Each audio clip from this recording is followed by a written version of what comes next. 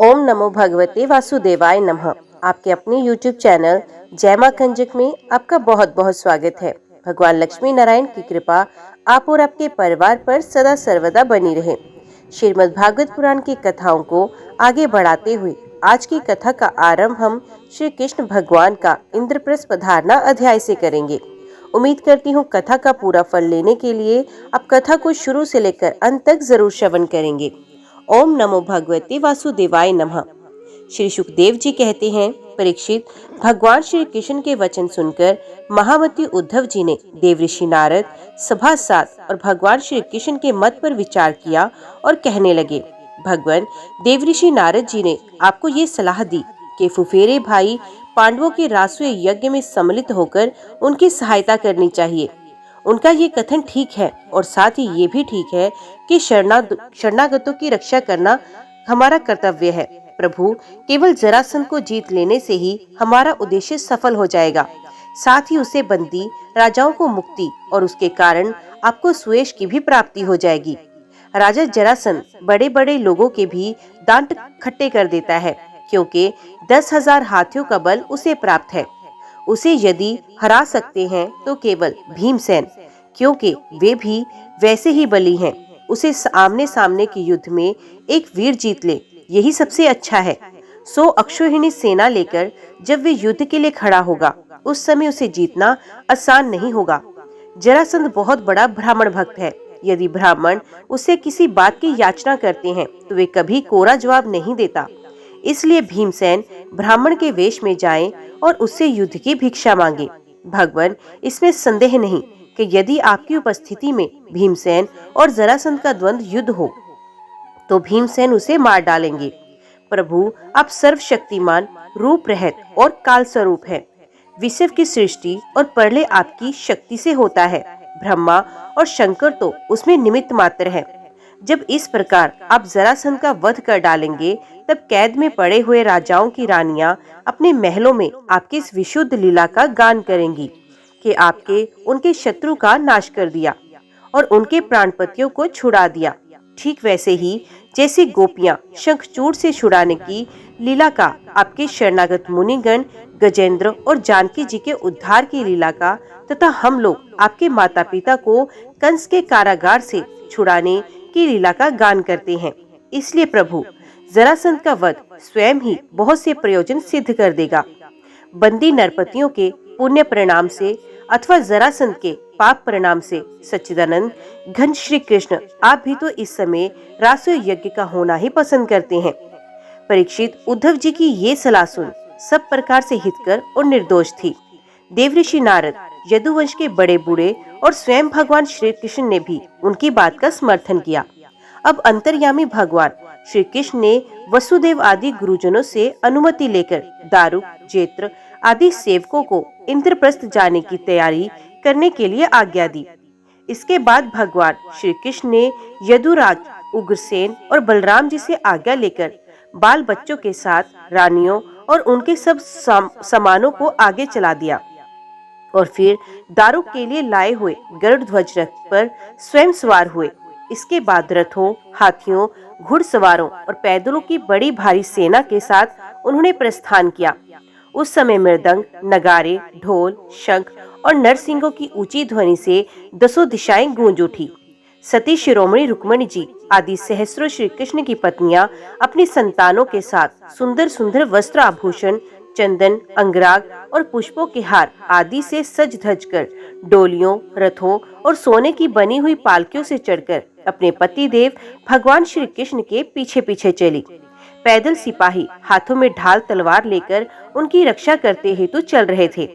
इसी प्रकार अनुचरों की स्त्रियां और वीरांगनाएं भली भांति श्रृंगार करके खस आदि की झोंपड़ियों, भांति भांति के तंबुओं, कनातों, कंबलों और ओढ़ने बिछोने आदि की सामग्रियों को बैलों, भैंसों, गधों और खच्चरों पर लादकर तथा पालकी, ऊंट, छकड़ों और हथनियों पर सवार होकर चली। जैसे मगरमच्छों और लहरों की उछल कूद से शुद्ध समुद्र की शोभा होती है, ठीक वैसे ही अत्यंत कोलाहल से परिपूर्ण फहराती हुई बड़ी बड़ी पताकाओं, शस्त्रों, चवरों, श्रेष्ठ अस्त्र शस्त्रों, वस्त्र आभूषणों, मुकुटों, कवचों और दिन के समय उन पर पड़ती हुई सूर्य की किरणों से भगवान श्री कृष्ण की सेना अत्यंत शोभायमान हुई। देवऋषि नारद जी भगवान श्री कृष्ण से सम्मानित होकर और उनके निश्चय को सुनकर प्रसन्न हुए। भगवान के दर्शन से उनका हृदय और समस्त इंद्रियां परमानंद में मगन हो गई।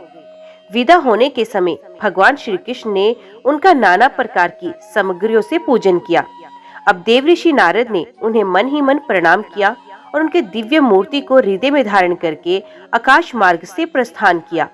इसके बाद भगवान श्री कृष्ण ने जरासंध के कैदी नरबंदियों, नरपतियों के दूत को अपनी मधुर वाणी से आश्वासन देते हुए कहा, हे दूत, तुम अपनी राजाओं से जाकर कहना, डरो मत, तुम लोगों का कल्याण हो, मैं जरासंध को मरवा डालूंगा।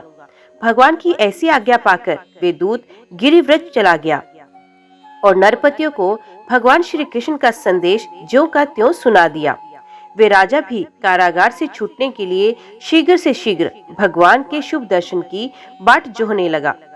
अब भगवान श्री कृष्ण अनर्थ, सोवीर, मरु, कुरुक्षेत्र और उनके बीच में पड़ने वाले पर्वत, नदी, नगर, गांव, अहीरों की बस्तियां तथा खानों को पार करते हुए आगे बढ़ने लगे। भगवान मुकुंद मार्ग में दृष्टवती एवं सरस्वती नदी पार करके पांचाल और मत्स्य देशों में होते हुए इंद्रप्रस्थ जा पहुँचे। भगवान श्री कृष्ण का दर्शन अत्यंत दुर्लभ है। जब अजात शत्रु महाराज युधिष्ठिर को ये समाचार मिला कि भगवान श्री कृष्ण पधार गए हैं, तब उनका रोम रोम आनंद से खिल उठा। वे अपने आचार्यों और स्वजन संबंधियों के साथ भगवान की अगवानी के लिए नगर से बाहर आए। मंगल गीत गाए जाने लगे, बाजे बजने लगे। बहुत से ब्राह्मण मिलकर ऊंचे स्वर से वेद मंत्रों का उच्चारण करने लगे। इस प्रकार वे बड़े आदर से ऋषिकेश भगवान का स्वागत करने के लिए चले गए, जैसे इंद्रियां मुख्य प्राण से मिलने जा रही हों। भगवान श्री कृष्ण को देखकर राजा युधिष्ठिर का हृदय स्नेह से भर गया। उन्हें बहुत दिनों पर अपने प्रियतम भगवान श्री कृष्ण को देखने का सौभाग्य प्राप्त हुआ था, अतः वे उन्हें बार बार अपने हृदय से लगाने लगे। भगवान श्री कृष्ण का श्री विग्रह भगवती लक्ष्मी जी का पवित्र और एकमात्र निवास स्थान है। राजा युधिष्ठिर अपनी दोनों भुजाओं से उसका आलिंगन करके समस्त पाप तापों से छुटकारा पा गए। वे सर्वतोभावेन परमानंद के समुद्र में मगन हो गए। नेत्रों में आंसू छलक आए, अंग अंग पुलकित हो गया। उन्हें इस विश्व प्रपंच के भ्रम का तनिक भी स्मरण नहीं रहा। तदंतर भीमसेन ने मुस्कुराकर अपने ममेरे भाई श्री कृष्ण का आलिंगन किया। इसमें उन्हें बड़ा आनंद मिला। उस समय उनके हृदय में इतना प्रेम उमड़ा कि उन्हें विस्मृति सी हो गई। नकुल, सहदेव और अर्जुन ने भी अपने परम प्रियतम और हितैषी भगवान श्री कृष्ण का बड़े आनंद से आलिंगन प्राप्त किया। उस समय उनके नेत्रों में आंसुओं की बाढ़ आ गई। अर्जुन ने पुण्य भगवान श्री कृष्ण का आलिंगन किया। नकुल और सहदेव ने अभिवादन किया और स्वयं भगवान श्री कृष्ण ने ब्राह्मण और कुरुवंशी वृद्धों को यथा योग्य नमस्कार किया। कुरु, सृंजय और केकई देश के नरपतियों ने भगवान श्री कृष्ण का सम्मान किया और भगवान श्री कृष्ण ने भी उनका यथोचित सत्कार किया। सूत, मागध, बंधीजन और ब्राह्मण भगवान की स्तुति करने लगे तथा गंधर्व, नट, विदूषक आदि मृदंग, शंख, नगारे, वीणा, ढोल और नरसिंगे बजा बजाकर कमल नयन भगवान श्री कृष्ण को प्रसन्न करने के लिए नाचने और गाने लगे। इस प्रकार परम यशस्वी भगवान श्री कृष्ण ने अपने सुहृद स्वजनों के साथ सब प्रकार से सुसज्जित इंद्रप्रस्थ नगर में प्रवेश किया। उस समय लोग आपस में भगवान श्री कृष्ण की प्रशंसा करते हुए चल रहे थे। इंद्रप्रस्थ नगर की सड़कें और गलियां मतवाले हाथियों के मद से तथा सुगंधित जल से सींच दी गई। जगह जगह रंग बिरंगी झंडियां लगा दी गई। सुनहले तोरण बंधे हुए थे। सोने के जल भरे कलश स्थान स्थान पर शोभा पा रहे थे। नगर के नर नारी नहा धोकर तथा नए वस्त्र, आभूषण, पुष्पों के हार, इत्र फुलेल आदि से सज धज कर घूम रहे थे। घर घर में ठोर ठोर पर दीपक जलाए गए थे, जिनसे दीपावली किसी छटा हो रही थी। प्रत्येक घर के झरोकों से धूप का धुआं निकलता हुआ दिखाई दे रहा था। सभी घरों के ऊपर पताकाएं फहरा रही थी तथा सोने के कलश और चांदी के शिखर जगमगा रहे थे। भगवान श्री कृष्ण इस प्रकार के महलों से परिपूर्ण पांडवों की राजधानी इंद्रप्रस्थ नगर को देखते हुए आगे बढ़ रहे थे। जब युवतियों ने सुना कि मानव नेत्रों के पान पात्र अर्थात अत्यंत दर्शनीय भगवान श्री कृष्ण राजपथ पर आ रहे हैं, तब उनके दर्शन की उत्सुकता के आवेग से उनकी चोटियों और साड़ियों की गांठें ढीली पड़ गई। उन्होंने घर का कामकाज तो छोड़ ही दिया, सेज पर सोए हुए अपने पतियों को भी छोड़ दिया और भगवान श्री कृष्ण का दर्शन करने के लिए राजपथ पर दौड़ आई। सड़क पर हाथी, घोड़े, रथ और पैदल सेना की भीड़ लग गई थी।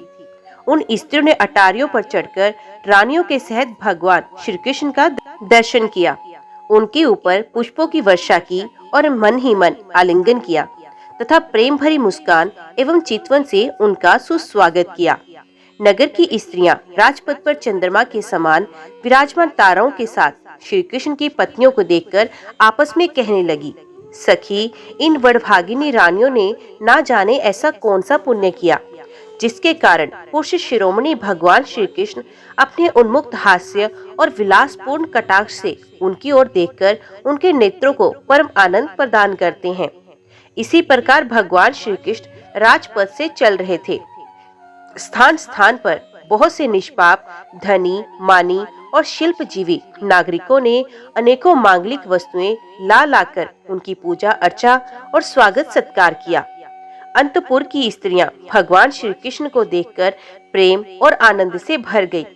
उन्होंने अपने प्रेम विहल और आनंद से खिले नेत्रों के द्वारा भगवान का स्वागत किया और श्री कृष्ण उनका स्वागत सत्कार स्वीकार करते हुए राजमहल में पधारे। जब कुंती ने अपने त्रिभुवन पति भतीजे श्री कृष्ण को देखा, तब उनका हृदय प्रेम से भर गया। वे पलंग से उठकर अपनी पुत्र वधू द्रौपदी के साथ आगे गई और भगवान श्री कृष्ण को हृदय से लगा लिया। देव देवेश्वर भगवान श्री कृष्ण को राजमहल के अंदर लाकर राजा युधिष्ठिर आदर भाव और आनंद के उद्रेक से आत्म विस्मृत हो गए। उन्हें इस बात की भी सुध न रही कि किस क्रम से भगवान की पूजा करनी चाहिए। भगवान श्री कृष्ण ने अपनी फुआ कुंती और गुरुजनों की पत्नियों का अभिवादन किया। उनकी बहन सुभद्रा और द्रौपदी ने भगवान को नमस्कार किया।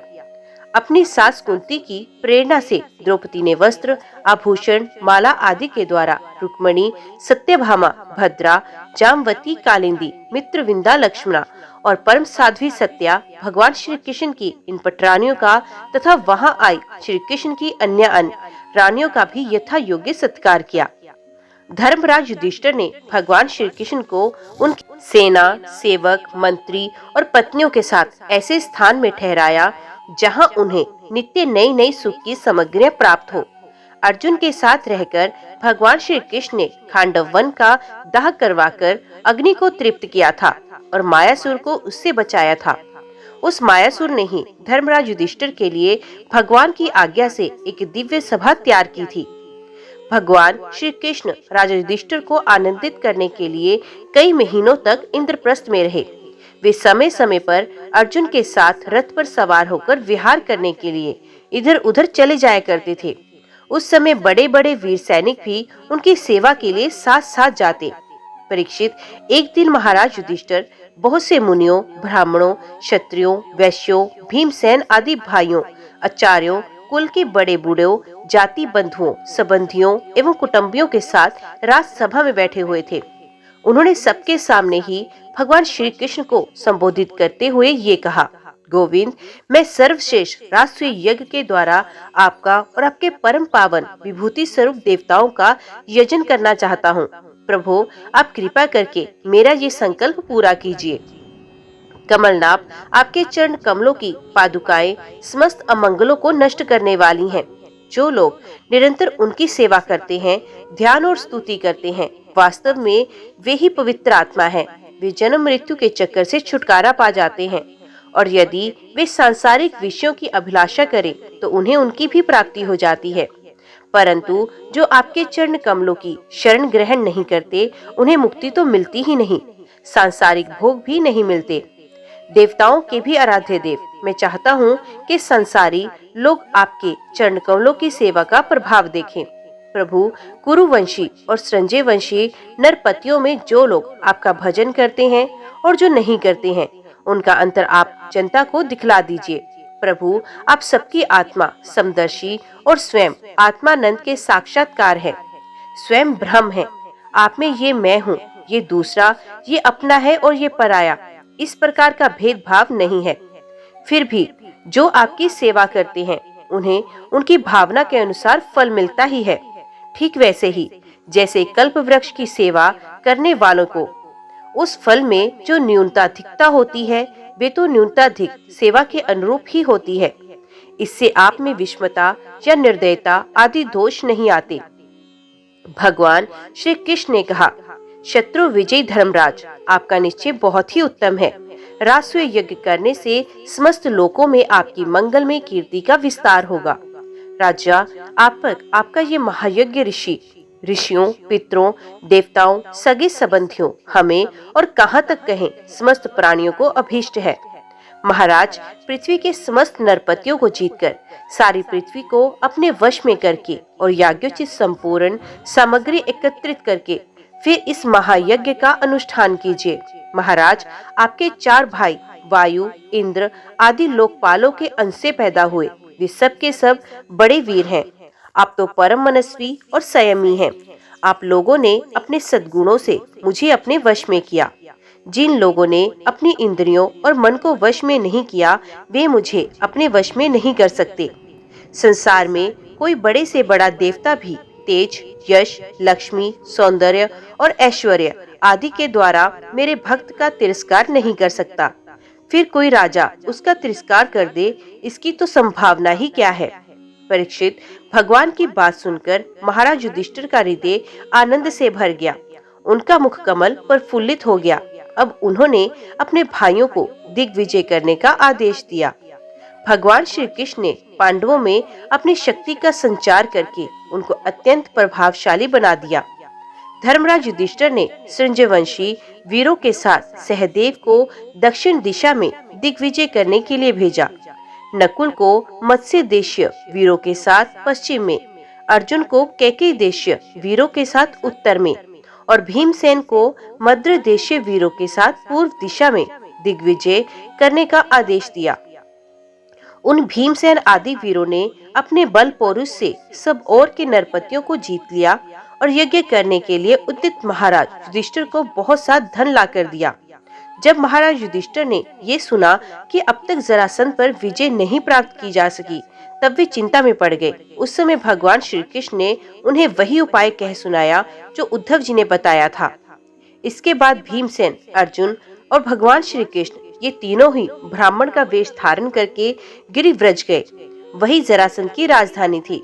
राजा जरासंध ब्राह्मणों का भक्त और गृहसुचित धर्मों का पालन करने वाला था। उपर्युक्त तीनों क्षत्रिय ब्राह्मण का वेश धारण करके अतिथि अभ्यागतों के सत्कार के समय जरासंध के पास गए और उससे इस प्रकार याचना की, राजन, आपका कल्याण हो। हम तीनों आपके अतिथि हैं और बहुत दूर से आए हैं। अवश्य ही हम यहाँ किसी विशेष प्रयोजन से ही आए हैं, इसलिए हम आपसे जो कुछ चाहते हैं वे आप हमें अवश्य दीजिए। तितुक्षु पुरुष क्या नहीं कह सकते, दुष्ट पुरुष बुरा से बुरा क्या नहीं कर सकते, उदार पुरुष क्या नहीं दे सकते, और समदर्शी के लिए पराया कौन है। जो पुरुष स्वयं समृद्ध होकर भी इस नाशवान शरीर से ऐसे अविनाशी यश का संग्रह नहीं करता, जिसका बड़े बड़े सत्पुरुष भी गान करें, सच पूछिए तो उसकी जितनी निंदा की जाए थोड़ी है। उसका जीवन शोक करने योग्य है। राजन, आप तो जानते ही होंगे, राजा हरिश्चंद्र रंती देव केवल अन्न के दाने बीन चुनकर निर्वाह करने वाले महात्मा मुद्गल, शिबी, बलि, व्याध और कपोत आदि बहुत से व्यक्ति अतिथि को अपना सर्वस्व देकर इस नाशवान शरीर के द्वारा अविनाशी पद को प्राप्त हो चुके हैं। इसलिए आप भी हम लोगों को निराश मत कीजिए। जरासंध ने उन लोगों की आवाज, सूरत, शक्ल और कलाइयों पर पड़े हुए धनुष की रगड़ के चिन्हों को देखकर पहचान लिया कि ये तो ब्राह्मण नहीं क्षत्रिय हैं। अब वे सोचने लगे, मैंने कहीं ना कहीं इन्हें देखा भी अवश्य है। फिर उसने मन ही मन ये विचार किया, ये क्षत्रिय होने पर भी मेरे भय से ब्राह्मण का वेश बनाकर आए। जब ये भिक्षा मांगने पर ही उतारू हो गए, तब चाहे जो कुछ भी मांग ले मैं इन्हें दे दूंगा। याचना करने पर अपना अत्यंत प्यारा और दुस्सज्य शरीर देने में भी मुझे हिचकिचाहट नहीं होगी। विष्णु भगवान ने ब्राह्मण का वेश धारण करके बलि का धन, ऐश्वर्य सब कुछ छीन लिया, फिर भी बलि की पवित्र कीर्ति सब और फैली हुई है और आज भी लोग बड़े आदर से उसका गान करते हैं।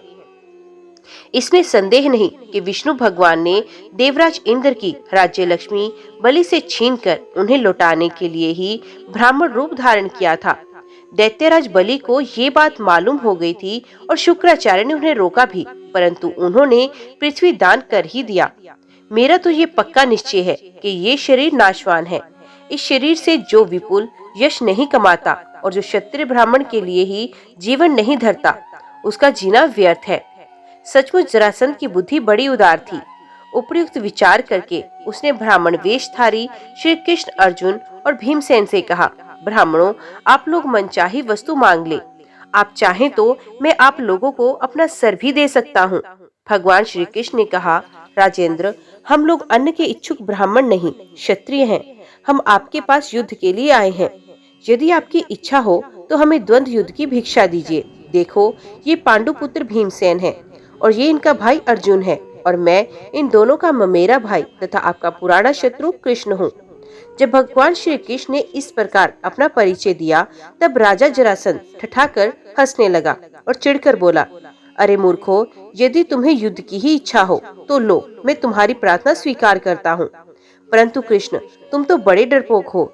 युद्ध में तुम घबरा जाते हो, यहाँ तक कि मेरे डर से तुमने अपनी नगरी मथुरा भी छोड़ दी तथा समुद्र की शरण ली। इसलिए मैं तुम्हारे साथ नहीं लड़ूंगा। ये अर्जुन भी कोई योद्धा नहीं, एक तो अवस्था में मुझसे छोटा, दूसरे कोई विशेष बलवान भी नहीं, इसलिए ये भी मेरे जोड़ का वीर नहीं। मैं इसके साथ भी नहीं लड़ूंगा। रहे भीमसेन, ये अवश्य ही मेरे समान बलवान और मेरे जोड़ के हैं। जरासंध ने ये कहकर भीमसेन को बहुत बड़ी गदा दे दी और स्वयं दूसरी गदा लेकर नगर से बाहर निकल आया। अब दोनों रणोमत वीर अखाड़े में आकर एक दूसरे से भिड़ गए और अपनी वज्र के समान कठोर गदाओं से एक दूसरे पर चोट करने लगे। वे दाएं बाएं तरह तरह के पैंतरे बदलते हुए ऐसे शोभायमान हो रहे थे मानो दो श्रेष्ठ नट रंगमंच पर युद्ध का अभिनय कर रहे हों। परीक्षित, जब एक की गदा दूसरे की गदा से टकराती, तब ऐसा मालूम होता मानो युद्ध करने वाले दो हाथियों के दांत आपस में भिड़कर चटचटा रहे हों या बड़े जोर से बिजली तड़क रही हो। जब दो हाथी क्रोध में भरकर लड़ने लगते हैं और आग की डालियां तोड़ तोड़कर एक दूसरे पर प्रहार करते हैं, उस समय एक दूसरे की चोट से वे डालियां चूर चूर हो जाती हैं। वैसे ही जब जरासंध और भीमसेन बड़े वेग से गदा चला चलाकर एक दूसरे के कंधों, कमरों और पैरों, हाथों, जांघों और हंसलियों पर चोट करने लगे, तब उनकी गदाएं उनके अंगों से टकरा टकरा कर चकनाचूर हो गई। इस प्रकार जब गदाएं चूर चूर हो गई, तब दोनों वीर क्रोध में भरकर अपने घूंसों से एक दूसरे को कुचल डालने की चेष्टा करने लगे। उनके घूंसे ऐसी चोट करते मानो लोहे का घन गिर रहा हो। एक दूसरे पर खुलकर चोट करते हुए दो हाथियों की तरह उनके थप्पड़ों और घूंसों का कठोर शब्द बिजली की कड़कड़ाहट के समान जान पड़ता था। परीक्षित, जरासंध और भीमसेन दोनों की गदा युद्ध में कुशलता, बल और उत्साह समान थे। दोनों की शक्ति तनिक भी क्षीण नहीं हो रही थी। इस प्रकार लगातार प्रहार करते रहने पर भी दोनों में से किसी की जीत या हार नहीं हुई। दोनों वीर रात के समय मित्र के समान रहते और दिन में छूटकर एक दूसरे पर प्रहार करते और लड़ते। महाराज, इस प्रकार उनके लड़ते लड़ते 27 दिन बीत गए। प्रिय परीक्षित, 28वें दिन भीमसेन ने अपने ममेरे भाई श्री कृष्ण से कहा, श्री कृष्ण, मैं युद्ध में जरासंध को जीत नहीं सकता। भगवान श्री कृष्ण जरासंध के जन्म और मृत्यु का रहस्य जानते थे और वो ये भी जानते थे कि जरा राक्षसी ने जरासंध के शरीर के 2 टुकड़ों को जोड़कर इसे जीवन दान दिया है। इसलिए इन्होंने भीमसेन के शरीर में अपनी शक्ति का संचार किया और जरासंध के वध का उपाय सोचा। परीक्षित, भगवान का ज्ञान अबाध है। अब उन्होंने उसकी मृत्यु का उपाय जानकर एक वृक्ष की डाली को बीचों बीच से चीर दिया और इशारे से भीमसेन को दिखाया। वीर शिरोमणि एवं परम शक्तिशाली भीमसेन ने भगवान श्री कृष्ण का अभिप्राय समझ लिया और जरासंध के पैर पकड़कर उसे धरती पर दे मारा। फिर उसके एक पैर को अपने पैर के नीचे दबाया और दूसरे को अपने दोनों हाथों से पकड़ लिया। इसके बाद भीमसेन ने उसे गुदा की ओर से इस प्रकार चीर डाला जैसे गजराज वृक्ष की डाली चीर डाले। लोगों ने देखा कि जरासंध के शरीर के 2 टुकड़े हो गए और इस प्रकार उनके एक एक पैर, जांघ, अंडकोश, कमर, पीठ, स्तन, कंधा, भुजा, नेत्र, भौं और कान अलग अलग हो गए हैं। मगधराज जरासंध की मृत्यु हो जाने पर वहां की प्रजा बड़े जोर से हाय हाय पुकारने लगी। भगवान श्री कृष्ण और अर्जुन ने भीमसेन का आलिंगन करके उनका सत्कार किया। सर्वशक्तिमान भगवान श्री कृष्ण के स्वरूप और विचारों को कोई समझ नहीं सकता। वास्तव में वे ही समस्त प्राणियों के जीवन दाता हैं। उन्होंने जरासंध के राज सिंहासन पर उसके पुत्र सहदेव का अभिषेक कर दिया और जरासंध ने जिन राजाओं को कैदी बना रखा था उन्हें कारागार से मुक्त कर दिया। ओम नमो भगवते वासुदेवाय नमः। आज की वीडियो में इतना ही। उम्मीद करती हूँ वीडियो आपको पसंद आई होगी। वीडियो पसंद आई हो तो वीडियो को लाइक और चैनल को सब्सक्राइब जरूर कीजिएगा। जय श्री हरि लिखकर कमेंट बॉक्स में अपनी हाजिरी और अपने सुझाव देना ना भूलेगा। तो मिलते हैं अगली कथा अगले अध्याय के साथ। तब तक के लिए देखते व सुनते रहिए। जय मां कंजक, जय माता दी।